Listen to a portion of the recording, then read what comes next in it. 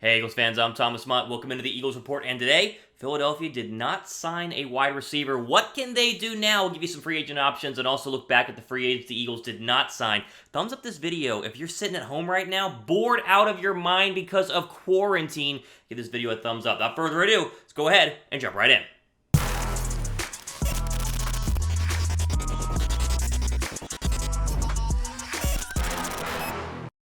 Alright, so as you guys know, free agency, I guess technically is still going on, but Philadelphia has not done a lot of offensive moves. All their moves have been on the defensive side of the football. They have not signed a wide receiver, which I predicted that they would, and a lot of other people predicted that they would as well. Let's start with the free agent and also trade wide receivers the Eagles did not go ahead and get. You see them on your screen right now. Breshad, Perriman, Robbie Anderson, Emmanuel Sanders. They didn't trade for DeAndre Hopkins or Stephon Diggs, AJ Green, Amari Cooper. They didn't re-sign Nelson Aguilar. I didn't want them to, but still, those are some of the big names Philadelphia has missed out on. And a lot of people are asking, why did the Eagles not go ahead and sign any of these guys? They have the money to do so, and they decided to focus on defense. There are a couple of reasons why Philadelphia decided to go ahead and do this. I'll explain them all right now. Number one is that the rumblings out of Philadelphia itself, inside the Eagles organization, is that they want young wide receivers to go ahead and put alongside Carson Wentz. They want to mold these receivers in the shadow of Carson Wentz. When you bring in guys like a Stephon Diggs or DeAndre Hopkins or Emmanuel Sanders or Robbie Anderson,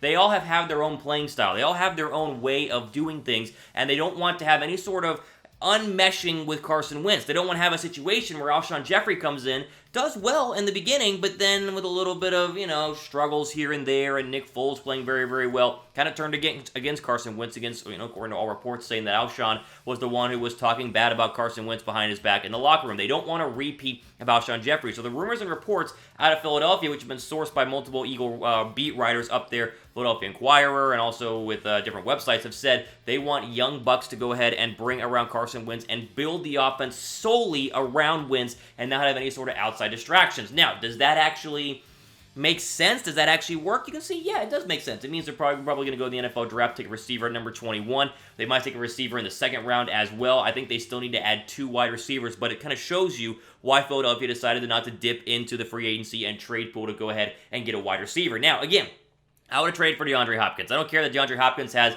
a mold that he's played alongside other quarterbacks and could be, a locker room problem. I don't see that happening. Even with Stephon Diggs, who many people said would be a locker room problem, I would have traded for Stephon Diggs. Now, he cost a lot. I don't know if I wanted to give up a first-round draft pick, but you get my point. I would want to sign a lot of these guys on here. I think Breshad Perriman on a 1-year deal would have been nice. Robbie Anderson for $12 million a year. I would have done that deal. A lot of people said that they would not have. I think Philadelphia's made a mistake not getting a free agent wide receiver, but I want to explain to you guys, as many of us are confused and concerned as to why the Eagles just went defense, and we get it. Defense needs help. We all understand that, but I think we're a little bit upset and concerned why Philadelphia did not go ahead and get a wide receiver, and the report is that, 1, they want to draft somebody, and 2, they want to make sure they get young players who are in the mold of Carson Wentz. That way Carson Wentz is the sole leader of this football team because they invested so much money into him. They've seen his talent. They know how great he's going to be. They don't want any sort of outside distraction. So if you look, besides Zach Ertz, all their targets are really young and new and fresh and are going to be able to be molded by Wentz himself. I mean, Miles Sanders is very, very young. Boston Scott is very, very young. Any rookie receiver we draft obviously is young.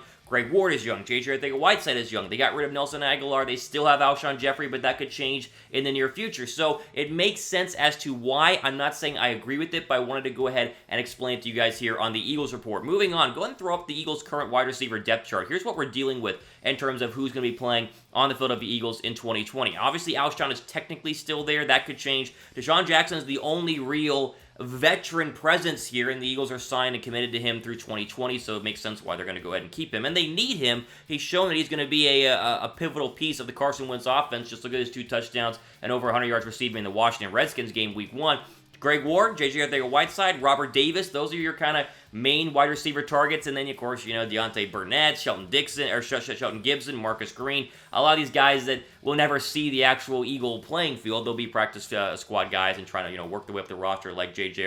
or like a Greg Ward did. But this obviously still needs to change. We talked about this on the Eagles Report. They got to go with receiver at number 21 overall. They've got to go out and do something because this current Eagles wide receiver group, even with a healthy Alshon Jeffery, who actually wants to play there, and a healthy Deshaun Jackson, to me, is not enough for Carson Wentz.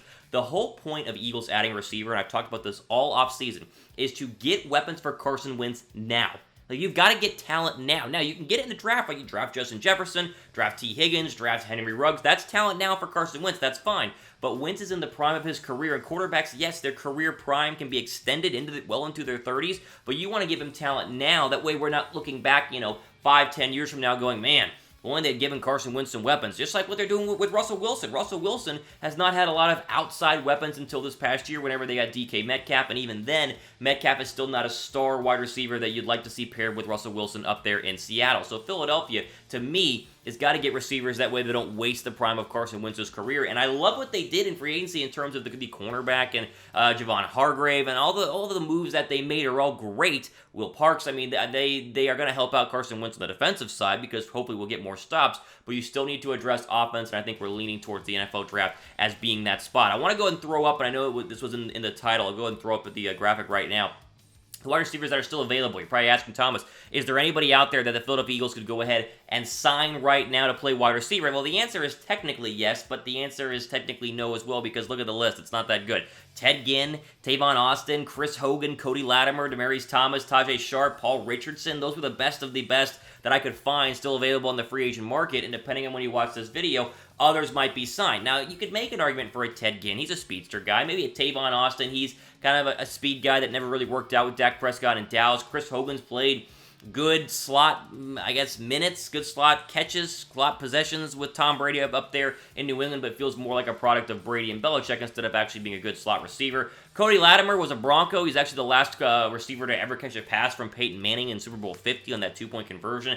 Demaryius Thomas is super old. Paul Richardson and Sharp aren't very good. Like, the list here is not anything to go ahead and get excited about, so it makes sense why the Eagles are not going to bring in any of these guys. Now, could they? Sure. Will they? I highly, highly doubt it. It's starting to feel like, and it is feeling like, the Eagles are going to start leaning more towards going in the draft, number 21 overall, and then in the second round as well. Don't be surprised if Philadelphia tries to finesse two wide receivers with the first two picks. You take your Henry Ruggs at number 21, your Justin Jefferson, whoever it is. They could move up earlier into the second round and take a Denzel Mims out of Baylor. I think a lot of us would be very excited if Philadelphia came away from the 2020 NFL Draft with Justin Jefferson and Denzel Mims as your two new wide receivers. That's paired with Deshaun Jackson. That's paired with J.J. Arcega-Whiteside. That's paired with Greg Ward. That, to me, even though they're young, has a very bright future on the outside, and it's going to be a very good wide receiver core right away because we expect Jefferson and Denzel Mims to, take a little bit of time, but still produce. You got to remember there have been rookie receivers like DK Metcalf who produced in their rookie year. It's very, very possible to do so. It's not like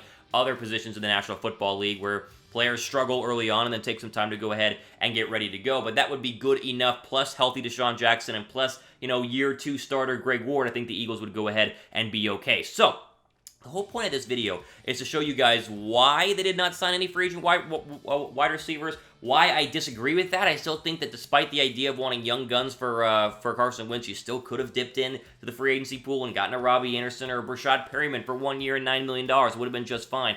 So why they didn't want to do that, who's available to them right now, who they could go ahead and sign, and what the long-term plan is overall, which I think is to go ahead and get two receivers in the NFL draft coming up in April, which really is going to be almost a little less than a month away right now. I think they're going to come away with two, whether that's in the first and second round, first and third round, I don't know, but I will be absolutely shocked unless, Isaiah Simmons, the linebacker, fell to number 21, or some crazy, draft day shenanigans happen where Philadelphia can trade up and, get Chase Young or something stupid like that. It's not going to happen. I think they're going receiver at number 21. They'll take the best available, which will probably be either Tee Higgins, Justin Jefferson, Denzel Mims, Jalen Reagor, or Laviska Shenault. Those seem to be the real options for Philadelphia at number 21. There you go. All the time we have for today here on the Eagles Report. I just wanted to update you guys on the wide receiver stuff. We got plenty more videos upcoming over the next couple of days and weeks because I know you guys are stuck at home, much like I am, so I'm going to produce a ton of content here, so be sure to subscribe down below. We've hit 6,000 subs here on the Eagles Report. We're going to try to get to 7,000 subs over the coming days and weeks. We try to get you guys the quickest, most concise, and the best Eagles news and info here on the Eagles Report, so be sure to subscribe as you always do. Thumbs up again for this video. Thumbs up if you've been stuck in your house all day and you're really, really bored. And thumbs up if you want to see more videos like this in the coming days and weeks. All the time we have for today. For the Eagles Report, I'm Thomas Mott, signing off. Enjoy the rest of your day.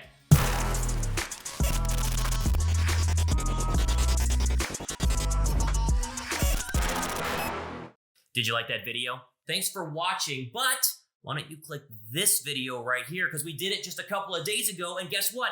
It's about the Eagles too. Like that video? why don't you subscribe right down here? That way you're notified whenever we release more videos here on the Eagles Report. It's the fastest growing Eagles channel here on YouTube. Video, subscribe, click them right now. Go ahead, click them.